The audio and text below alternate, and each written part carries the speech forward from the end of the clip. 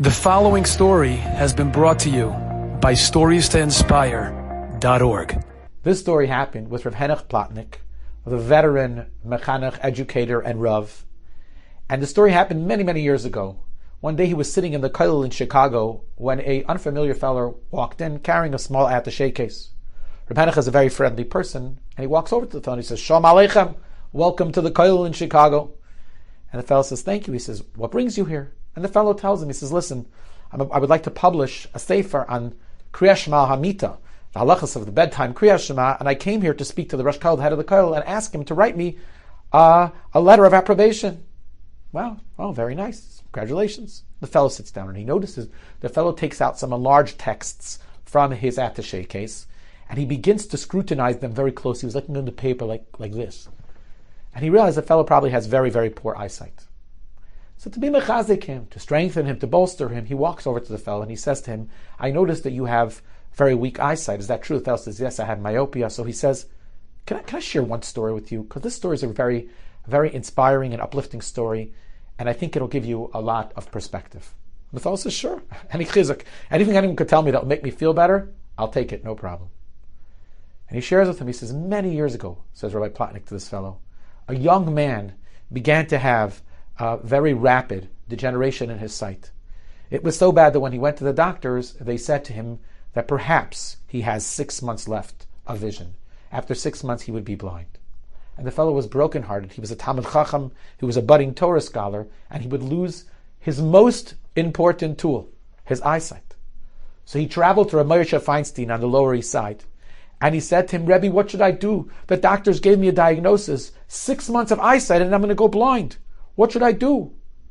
And Rav Moshe looked at him. Rav Moshe says, was is? And the Gan Shas. Just finished the entire Shas, the entire Gemara. 2,711 dafim of Gemara. He looked at Rav Moshe, I have 6 months. How can I finish 2,711 daf? But Rav Moshe said it. Rav Moshe said it. Thank you, he said. Rav Moshe wished him well. Then he traveled to the other Gadol Hadar, to Rabbi Yaakov Kamenetsky, hoping he'd get an answer which was a little bit more encouraging. And he goes over to Rabbi Yaakov and he says, Rebbe, I only have 6 months of sight left in my life. What should I do, Rebbe? And Rabbi Yaakov Kamenetsky gives him the same cryptic answer. And he says to him, you should finish Shas. 6 months, Rebbe, all I have is 6 months. You heard me the first time, said Rabbi Yaakov. You should finish Shas. So Rabbi Henoch tells this fellow, he says, I need to tell you something amazing. The fellow was Makabel. He accepted what Rabbi Moshe and Rabbi Yaakov told him. And he began to learn Shas. And as long as he was learning Shas, he didn't lose his eyesight. So Rav Henoch said to him, listen, I don't know your situation and I don't know who you are. But if you're suffering from macular degeneration and you're having some kind of vision issues, learn. The learning itself will be a tremendous chus for you. The fellow looks up at Rav Henoch and he smiles and he says to him, I've heard that story before. I'm sorry, says Rav Henoch. No, the fellow says, that's quite all right.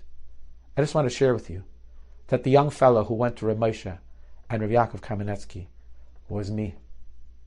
And I'm still able to see. Really? Said Rav Henoch to him. Did you finish Shas? He says, I'll tell you the truth. I'm going through it really slowly. Because I know that as long as I don't finish Shas, I still have the guarantee of Rav Moshe and Rav Yaakov that I'll still retain my eyesight. Beautiful story. Amazing story about the power of a person being mekabel on themselves, accepting on themselves to have a journey. And as long as they're on the journey, they have incredible siyata d'shmaya. Enjoyed this story? Come again.